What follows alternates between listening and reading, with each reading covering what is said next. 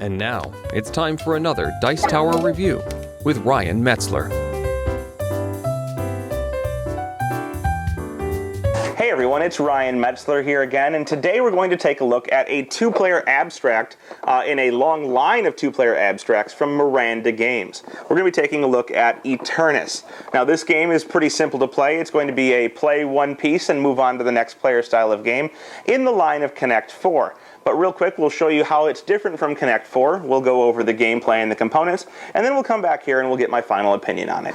Here you can see the components for Eternas by Miranda Games. Now this is an abstract game, and it's essentially in the same vein as Connect 4.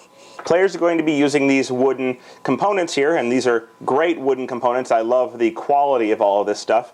You're going to have these wooden orbs that you're going to be placing on these posts in order to try and get 4 in a row, be it horizontally, vertically, or diagonally.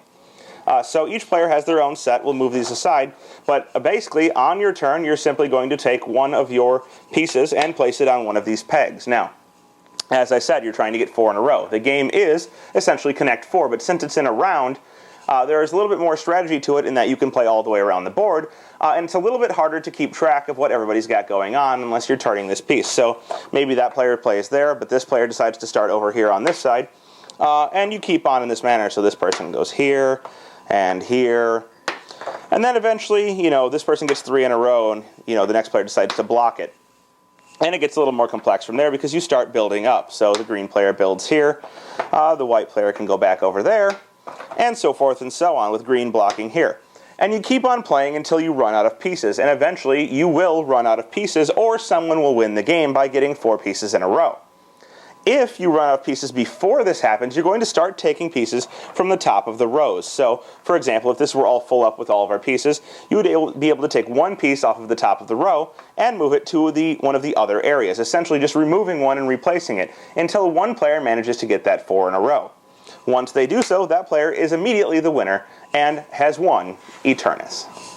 And there you have it. That is Eternas. Now, as I said multiple times, the game is essentially Connect 4, but it's Connect 4 with some awesome components. I mean, most of the games in this line are so nice that they would make great conversational pieces out on your coffee table, and this one is no exception. The game is a little bit better than Connect 4 because it does have those extra rules that say when you finish playing, you can move a piece, if you have no more pieces, to a different row. So there's always going to be a winner. In addition to that, it has that round aspect. So there's a few more choices of where to play, and there's a little bit of the, Eternas option to it, where you're playing around in a circle, and it's a little bit more difficult to watch sometimes. But really, it is Connect 4, and that's okay because it's both beautiful and adds a different touch. If that sounds good to you, check out Eternas. You can get it from Miranda Games, and I'm sure that you will enjoy it. Thanks for watching our review today. For more information about board games, as well as the #1 board game audio podcast, check out Dicetower.com for reviews, interviews, and more. I'm Eric Summerer, and you've been watching The Dice Tower.